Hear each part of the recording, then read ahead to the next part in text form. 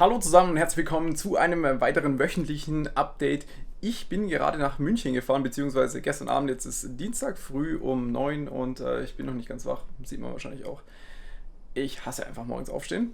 Aber wie gesagt, ich bin gestern Abend nach München gefahren, denn wir gehen zu PC Welt. PC Welt ist hinter diesem Hotel da und ja, schöne Aussicht hier auf jeden Fall aus diesem wunderschönen Motel One. Hier nebendran auch ganz viele IT-Unternehmen. Hinten sitzt Amazon, hier sitzt Microsoft. Ja, okay, dann los geht's. Ja, das Motto des Hotels trifft wahrscheinlich so ein bisschen den Plan für heute. Lustig, dass das in diesem Leiterplattendesign gemacht ist hier. Dieses Video wird unterstützt von Corsair mit den HydroX Wasserkühlungskomponenten. Über den Link in der Beschreibung kommt ihr zum Sortiment von HydroX und auch zum sehr hilfreichen Cooling-Konfigurator. Wenn ihr euch mal nicht sicher seid, welche Komponenten und Radiatoren ihr verbauen könnt, seid ihr da auf jeden Fall an der richtigen Adresse. Ihr könnt zunächst jetzt erstmal das Gehäuse auswählen, wie zum Beispiel jetzt das O11 Dynamic. Anschließend noch Mainboard und Grafikkarte auswählen, CPU ist optional, das ist nicht so relevant. Und schon kommt ihr zu eurer möglichen Konfiguration mit der genauen Auswahl der benötigten Teilen, wie zum Beispiel den XC7 RGB Wasserkühler für die CPU, XT5 Pumpe, empfohlene Anschlüsse und Radiatoren inklusive Montageposition. Also probiert es einfach mal aus und schaut euch an, wie ihr eure persönliche Wasserkühlung konfigurieren könntet. Ich glaube, ihr könnt es gar nicht sehen, aber da ist irgend so ein komischer Mensch. Hallo, sind Sie nicht dieser Fritz? Komm rein, Junge. Fritz kenne ich nicht. Ja, ist schon ein bisschen her, dass ich hier war und irgendwie so wenig Leute hier. Ja, es ist eigentlich niemand da außer mir. Perfekt. Also das heißt, Kantine ist auch geschlossen? Alle im Homeoffice. Ne, Kantine hat Abholbetrieb. Ja, okay, das heißt, Frühstück ist drin, oder wie? Aha. Ja, bitte. Also. Leberkässemmel mit süßem Senf. Das gibt's nur hier in München. Ja, das muss ich mir Berlin auch erstmal gibt's sowas gönnen. nicht, oder? Ja, echt so. Das ist schon traurig, aber Ja, dafür habt ihr eine geile Currywurst. Ist auch nicht schlecht. sagt man so, ja. Aber ich muss sagen, ich bevorzuge das hier. Jetzt wird erstmal kurz gefrühstückt, solange Cyberpunk lädt. Das dauert erstmal 20 Jahre. Also ich würde sagen, Verpflegung ist ja auf jeden Fall. Das gibst du mir jetzt beim Kuchen essen. Nein, Und das ist meine Chefszene. das ist nicht dein Kuchen. Das ist Michis Kuchen. Okay, also kurz nochmal zur HMX3, für die es vielleicht bei PC Welt nicht so im Detail verfolgt haben. Das ist ein Custom-Gehäuse.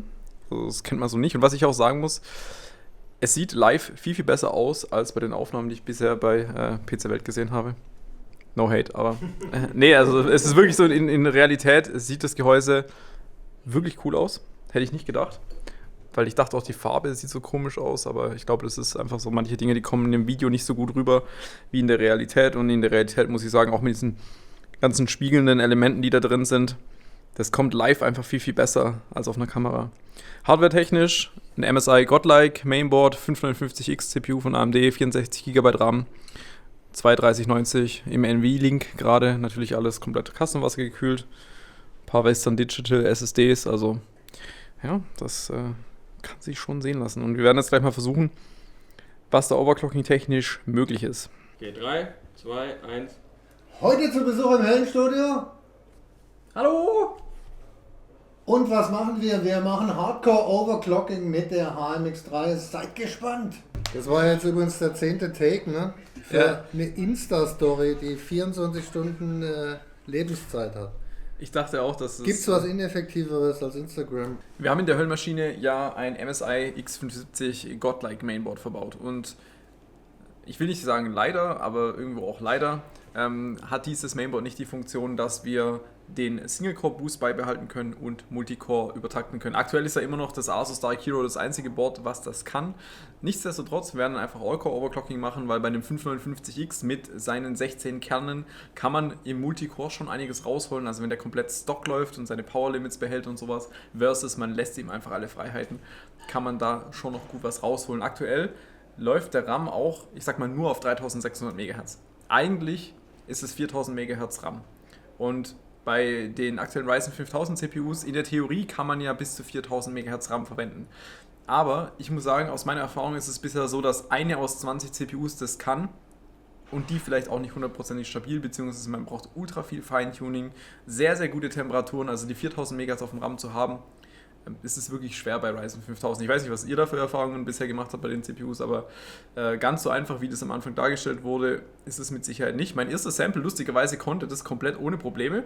Die CPU kann das, also ein Engineering-Sample, aber die Retail-CPUs, mit denen ich bisher gearbeitet habe, da ist das alles ein bisschen schwerer. Aber schauen wir mal, was letztendlich mit diesem Ding hier möglich ist. Wir bereiten jetzt alles vor, jetzt geht es gleich ans Drehen. Haben die Vorabtests gemacht, also mit Stock, Cinebench, 3D-Mark Benchmarks und dann sieht man jetzt hier die Ausgangswerte. Haben wir also 9400 Punkte im Cinebench und Time ist bei, ich glaube, 16.500, genau. Und dann werden wir jetzt fürs Video mal die Mühle übertakten. Ergebnis seht ihr dann natürlich auf dem Kanal von PC Welt. Nach der getanen Arbeit muss jetzt auch erstmal noch Essen bestellt werden. Und behind the scenes, hier steht eine gute alte Voodoo. Ich glaube, es ist eine FX 4500. Auch schon länger nicht mehr gesehen. Ja, aber schauen wir uns noch mal kurz die Höllmaschine so ein bisschen behind the scenes komplett an. Ich weiß gar nicht, ob man die von hinten schon mal gesehen hat in irgendeinem PC Welt Video. Wahrscheinlich nicht. Hinten nochmal das HMX-Logo drauf. Also das Gehäuse ist auf jeden Fall ganz cool gemacht. Das Einzige, was mir jetzt nicht so gut gefällt, ist die Lackierung selber. Also ich sag mal die Qualität der Lackierung. Ey, Mir gefällt die Lackierung nicht. Ist so. Also ich meine, wenn ich jetzt einfach mal anschaue, dass halt so ein bisschen so der Aufbau an den Kanten da ist. Ein guter Freund von mir ist Lackierer und der würde das kritisieren. Von dem habe ich das gelernt. Einfach nur, dass halt das nicht so hundertprozentig eben ist, die Lackierung. Normalerweise, in einem normalen fällt das wahrscheinlich nicht so auf, aber ja. Also wenn es einem nicht gefällt, dann kann man sie umlackieren, oder? Bin ein bisschen dünnhäutig inzwischen. Entschuldige, ich wollte deine Gefühle nicht verletzen. Aber so vom Innenleben her sieht es wirklich schön aus. Und ich bin auch immer noch der Meinung, dass dieses Rot, es ist abhängig davon, wie das Licht hier drin ist und wie der Weißabgleich ist. Weil so, finde ich, auf meiner Kamera macht es echt einen schönen Eindruck, auch so mit der Beleuchtung unten drunter. Jo. Wir haben jetzt noch kurz ein Gameplay-Video gemacht, also wir haben jetzt eine Runde PUBG gezockt und jetzt noch endlich was zu essen bestellen, nachdem der Laden nicht auf hatte, aber dann noch kurz was futtern und dann geht es für mich auch schon wieder zurück nach Berlin, dann bin ich heute Abend schon wieder da. So ist es hier hinter den Behind the Scenes wirklich, ja. So, Michi. Halt Abstand. Oh, Entschuldige. Ready? Roman ist aber auch drauf, oder? Ja, da gehe ich dann rüber. 3, 2, 1, bitte. Jetzt das krasse OC-Video mit Roman der Bauer Hartung, dem wahrscheinlich besten Overclocker Dubais? Spandaus der Welt, Deutschlands. Wir wissen es nicht. Swipe up! Er ist nicht zufrieden. Er ist nicht zufrieden. Die Leistung von Michi war mal wieder absolut unirdisch. So, Okay, 3, 2, 1. nochmal. Der Michi performt wie üblich nicht. Ja, und vor allem wird sein Vlog aufgenommen. Okay. Wir glauben an dich. Hast du die Nasen da hinten auch im Bild? Klar. Was denn? Stell dir mal kurz vor für den Vlog. Ich fühle für meinen Kanal noch mit. Ich muss ja Michis brachial gute Leistungen hier auch mal behind Also the ihr scenes seht im zeigen. Hintergrund Dennis und Jeremy, der Schöpfer, der... Ich tendiere fast dazu, das erste einfach zu nehmen, weil es halt. Es ist immer so. Es ist immer so. Das Problem ist auch so. Alles andere ist bloß noch Es hat aber auch so eine verkrampft. ungünstige. Alles klar. Damit Ah ne, warte. ist es auch wirklich alles arbeitstechnisch abgeschlossen und ich kann mich verkrümeln. Du wolltest doch mal hinter die Kulissen blicken, oder? Ja, ich wollte immer mal behind Ja. the scenes sehen, was... Schau dir mal hier unsere Höllenstudio-Deko an. Alles selbst gemacht. Also, so sieht sie also aus, ja. So sieht sie aus. Das ist die Wahrheit hinter der Höllenmaschine, ja. So sieht sie eigentlich aus. Die nackte Die Wahrheit. Warum steht da ein Eimer mit Sand? Ist es zur Befestigung? Ja, damit, wenn du nicht dagegen läufst, das Ding dir entgegenkommt. Ich meine, guck doch mal her, ne? Das ist eine äußerst stabile... Ja, hat der TÜV gesagt, soll man machen. Man sieht auch gar nicht, dass die Flasche schon mal auf war. Prost. Prost. Ich muss leider noch fahren. Aber das Essen schmeckt. Es mundet. Jetzt fällt die Tür zu. Tschüss. Mittlerweile bin ich wieder in Berlin angekommen und auch mal kurz bei Case King mal wieder, denn es ist ein geiles Paket angekommen, was ich euch leider noch nicht zeigen darf vom Inhalt, aber Ende des Monats ist es soweit und jetzt geht es für mich dann erstmal ins Testing und bin gespannt, was sich da Neues ergibt. Ich vermute, ihr wisst schon, was es sein wird. Da ist das wunderschöne Paket und ja, wir werden zum Launch natürlich mal wieder speziellen Content machen. Das ist ein 10.000er HRK. Und hier haben wir die letzte Generation von unseren Direct Die Frames, die wir entwickelt hatten für den 10.000er HRK. Ja, ich werde es direkt mal mit den neuen CPUs testen, schauen, ob das kompatibel ist, weil beim 10.000er HRK hatten wir tatsächlich relativ viele Probleme, das zuverlässig hinzubekommen, dass es funktioniert mit dem Anpressdruck. Ich weiß nicht warum, bei diesen CPUs, beziehungsweise bei dem Sockel, war das relativ schwierig, dass es funktioniert hat, verglichen mit den Produkten, die wir in diese Richtung vorher schon gemacht hatten. Ja, ich bin gespannt, was sich da ergibt. Seht ihr dann natürlich am Launchtag. Ihr werdet euch ja noch sicher an diese zwei wunderschönen Gehäuse erinnern. Die waren letzte Woche bei mir auf dem YouTube-Kanal ein Thema. Und dann hatte ich eigentlich noch ein drittes, das Intertech C701. Und da ich einfach wieder ein bisschen Platz hier in meinem Arbeitszimmer brauche und damit nichts anfangen kann, verlose ich diese 3 Gehäuse an euch.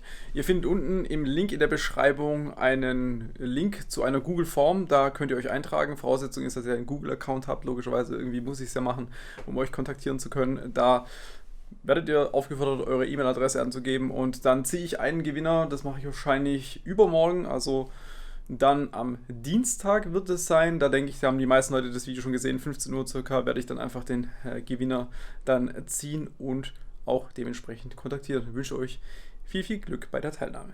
Achso, und ja, Teilnahme kann ich leider nur an Leute aus Deutschland machen, logischerweise, weil ansonsten es wird Versand mehr kosten, als die Gehäuse wert sind und das wäre nicht Sinn der Sache. Eigentlich wollte ich das Video beenden mit dem Go Chiller Fluid Test, also mit diesen Graphen-Nanopartikeln. Das machen wir aber safe auf jeden Fall im nächsten Video. Mir hat das jetzt am Wochenende nicht mehr gereicht, aber ich wollte euch auf jeden Fall noch ein kurzes Statement tatsächlich zu dieser Lizengo-Geschichte dalassen, denn auch wenn viele mir natürlich raten würden, ey, halt lieber die Klappe, ist es für mich aber so, dass ich mich euch gegenüber trotzdem so irgendwie ein bisschen verantwortlich und verpflichtet fühle und mich auch bei euch entschuldigen möchte auf jeden Fall auf diesem Weg, weil sowas natürlich eigentlich nicht passieren sollte, aber ich möchte euch einfach mal so ganz kurz erklären, wie die Lizengo-Geschichte aus meiner Sicht überhaupt zustande gekommen ist, also vor allem die Kooperation mit mir. Das Ganze hat aus meiner Sicht, also für mich 2018 angefangen. Ich habe Anfang 2018 für ein YouTube-unabhängiges Projekt 2 Windows Server 2016 Keys gebraucht. Und Windows Server 2016 ist halt nicht gerade günstig. Und nach kurzem Googeln, gefühlt 3 Minuten, das wird einem ja sofort vorgeschlagen, habe ich eben Lizengo gesehen und da habe ich das für, ich weiß es leider nicht mehr, um die 220, 250 Euro circa pro Key gekauft. Und dann habe ich auch später, irgendwie 1, 2 Monate später nochmal selber ein Windows 10 Home oder Pro gekauft dort. Und dann kam Lizengo auf mich zu, haben mir eine E-Mail geschrieben und meinten so, ey, wir haben gesehen, du hast die Keys von uns verwendet und hast du nicht Bock auf eine Kooperation mit uns? Und eigentlich war ich so CD-Keyshops generell immer so ein bisschen skeptisch gegenüber. Also man kriegt da auch als YouTuber, das kann ich euch vielleicht einblenden, ich kriege am Tag gefühlt eine E-Mail zu irgendeinem komischen SCD-Key und was es da alles gibt. Und das ist ganz normal, dass man da 1 Million Anfragen bekommt. Die sitzen ja alle in China und Hongkong und möchten natürlich ihre Windows-Keys verkaufen. Die kriegt man ja überall für 4, 5 Euro in diesen Shops. Und normalerweise mache ich für sowas gar keine Werbung. Aber Lizengo, wenn man sich das so anschaut, oder zumindest für mich, aus meiner Sicht war es eben so, ich habe mir Lizengo angeschaut, es ist eine deutsche GmbH, man geht auf die Website, ist ein Trusted Job Label dabei. Und ich habe dann auch die Leute, die dort gearbeitet haben, persönlich kennengelernt, auf Messen. Dann sieht man andere YouTube-Videos, wo andere YouTuber zu Gast waren bei Lizengo und haben das Unternehmen gezeigt, die Leute, die dort arbeiten. Es war ein extrem seriöses Unternehmen nach außen hin und auch für die Mitarbeiter so perfekt, also arbeitnehmertechnisch, das war so Google-Standard. Man konnte dort quasi gratis essen, trinken, es gab irgendwie Aufenthaltsraum, Kram und so, also mega gut gemacht auf jeden Fall und das strahlt für mich natürlich schon eine gewisse Seriosität aus. Wie gesagt, deutsche GmbH ist nochmal was anderes als ein Keyshop, der irgendwo in China sitzt. Das muss man sich einfach mal vor Augen halten. Und dann war für mich halt so, okay, die Keys sind schon günstig, aber wir reden hier halt nicht von einem 3 oder 4 Euro eBay-Key. Und ja, klar, Windows 10 Pro für 40 Euro ist schon echt ein gutes Schnapperchen. Aber halt, wie gesagt, keine 4 Euro, ne? Weil wenn ihr jetzt einfach mal so bei Google eintippt, ey, ich möchte einen Windows 10 Key haben, dann bekommt ihr bei Google zig Angebote angegeben und die sind alle günstiger als 40 Euro. Da mal letztendlich wirklich bei Microsoft zu landen und zu sehen, dass das Ding irgendwie so ein Windows 10 Pro 250 Euro kostet, das ist schon ein langer Weg. Also selbst wenn ihr Windows 10 oder Microsoft Store eingebt, dann landet ihr erstmal bei den ganzen anderen Seiten, wo der Key 10 Euro kostet oder 15 Euro oder vielleicht sogar noch 5 Euro. Deswegen ist es aus meiner Sicht extrem schwer nachzuvollziehen, wann, in welchem Moment kauft man hier was Legales und für 40 Euro, beziehungsweise für mich dann auch die Keys, die ich gekauft habe, 250 Euro für eine Windows Server Lizenz. Das erschien mir absolut seriös und nach dem Kontakt, den ich hatte, der mir halt auch mega gut vorkam, habe ich halt die Langzeitkooperation mit Lizengo gestartet. Das lief auch aus meiner Sicht alles immer mega gut. Und dann kam Ende 2019 eine News, dass es rechtliche Schritte von Microsoft gegen Lizengo geben sollte. Denn Lizengo hat ja zwischendurch die nicht Lizenzen, das wissen wir ja mittlerweile, aber die Keys eben bei Edeka angeboten und dann ging eben Microsoft quasi rechtlich dagegen vor. Und da habe ich natürlich direkt gedacht, so, oh shit, was ist hier los? Habe dann direkt bei Lizengo angerufen und gesagt, ey, was ist hier Phase? Und dann hat man mit mir gesprochen und das kam mir auch sehr plausibel vor, muss ich auch wirklich sagen. Denn die Begründung war, wir sind hier in Deutschland, wir haben EU-Recht und laut EU-Recht dürfen wir ja gebrauchte Keys, auch wenn die mal an den PC dran geklebt waren, die darf man weiterverkaufen legal. Das ist eben gar kein Thema. In anderen Ländern ist es vielleicht nicht so, aber laut EU-Entscheidungen dürfen wir hier gebrauchte Keys verkaufen und die haben gesagt, ey, wir sind uns sicher, dass das, was wir hier machen, absolut legal ist. Und dann habe ich selber auch so ein bisschen recherchiert und man muss eben auch ganz klar sagen, dass Microsoft natürlich alles tun würde, um solche Shops zu schließen. Denn wenn jemand für 40 Euro dort einen gebrauchten Key kauft und keinen 250 Euro Key Microsoft Store, dann verliert Microsoft natürlich tendenziell absolutes Geld. Und da ist dann die Frage, inwiefern ist es Strafrecht und was davon ist quasi Zivilrecht, dass halt Microsoft versucht, Lizengo zu verklagen, weil die irgendwas tun, was sie nicht wollen. Oder ist es wirklich was laut deutschem Gesetz strafbar ist? Das war das, was ich mich sehr lange gefragt habe versucht, mich so gut wie möglich zu informieren und bin dann zum Entschluss gekommen, dass es nicht so einfach ist und dass im Zweifel eben der Angeklagte unschuldig ist. So muss man das eben sagen. Dann habe ich die Kooperation noch ein halbes Jahr weiterlaufen lassen. Es war dann so circa August 2020 und dann kam die News, dass es Hausdurchsuchungen bei Lizengo geben soll, seitens der Staatsanwaltschaft und die Staatsanwaltschaft macht normalerweise nichts unbegründet. So war dann mein Denken und dann habe ich sofort den Vertrag von meiner Seite aus gekündigt bei Lizengo, weil ich gesagt habe, ey, wir hatten hier Probleme in der Vergangenheit und klar, da habe ich dann eben auf die gehört und jetzt mit Hausdurchsuchung, da war ich dann raus. Da habe ich dann quasi den Stecker gezogen, so schnell wie möglich. Hätte man vielleicht auch früher tun können, schon bei der ersten News, aber wie gesagt, bei der ersten News war mir auch nicht klar, ob das jetzt ein reines Microsoft versus Lizengo-Ding ist, weil Microsoft versucht abzucashen oder zu verhindern, dass günstige Keys verkauft werden oder ob das wirklich was Illegales ist. Das ist eben aus jeder Sicht quasi unmöglich nachzuvollziehen. Und ich habe dann eben zu diesem Zeitpunkt, wo ich das für richtig gehalten habe, halt eben das beendet. Und so ist die Lage nun mal, ne? Und ich habe über die Jahre, ich weiß es nicht, 6, 7 Windows 10 Home oder Pro Keys gekauft. Ich habe die 2 Server 2016 Lizenzen auf jeden Fall, oder Keys gekauft bei Lizengo und wenn es da wirklich irgendwelche rechtlichen Schritte geben sollte, dann wäre ich genauso mit im Boot wie alle anderen, die was gekauft haben. Ich habe mega viele Kumpels, denen ich das empfohlen habe, also es ist nicht so, dass ich daran auch nicht geglaubt habe und tut mir auf jeden Fall leid, falls da irgendwas Schlechtes für irgendjemand bei rauskommt und wenn irgendjemand damit ein Problem hat oder wenn irgendjemand schon irgendwie Kontakt mit der Polizei, Staatsanwaltschaft diesbezüglich hat, würde es mich auch mega interessieren. Da könntet ihr mir vielleicht auch mal eine Mail schreiben. Wäre ich auf jeden Fall daran interessiert, wie sich das Ganze weiterentwickelt. Und zum Schluss muss ich auch nochmal sagen, Microsoft, absoluter Kackladen. Anders kann ich das einfach nicht sagen, weil wenn Microsoft meint, auf diesem Weg jetzt irgendwie im Zuge mit der Staatsanwaltschaft gegen Leute vorzugehen, die vielleicht bei Edeka einen Key gekauft haben, da muss ich mich einfach nur fragen, seid ihr eigentlich noch ganz dicht im Schädel, ja? Es kann ja wohl nicht euer Ernst sein bei Microsoft. Wenn euer Lizenzmodell nicht so absolut beschissen wäre, dann wären wir gar nicht in dieser Situation. Ich meine, wie kann das denn sein, dass auf eBay, ich gehe zu eBay und ich gebe einen Windows 10 Key und ich finde 500 Angebote für 3 Euro und so ein Kram. Das ist eure Schuld. Das ist nur die Schuld von Microsoft und von niemand anderem. Es ist für uns absolut unmöglich nachzuvollziehen, wo kaufe ich was Legales und wo nicht. Wenn ich bei Google eingebe Windows 10 Key und ich muss eine halbe Stunde suchen, bis ich einen legalen Key bekomme. Das kann ja wohl nicht euer Ernst sein, ja? Und wenn ich dann lese, dass es Hausdurchsuchungen bei Käufern gibt, dann muss ich mich wirklich, wirklich fragen, ob auch unsere Staatsanwaltschaft nichts Besseres zu tun hat, wegen einem 40-Euro-Key, wo der Käufer absolut nicht nachvollziehen kann, ob da was Illegales gelaufen ist, da eine Hausdurchsuchung zu machen. Also mir fehlen da wirklich die Worte. Ich weiß nicht, was ich dazu sagen soll. Und solltet ihr betroffen sein, sollte da irgendwas passieren, nehmt euch einen Anwalt. Also ich würde auf gar keinen Fall, würde ich da irgendjemand irgendwas schenken. Also gerade nicht Microsoft nach dieser Aktion. In meinem Leben werde ich niemals eine Microsoft, irgendwas werde ich niemals mit Microsoft machen.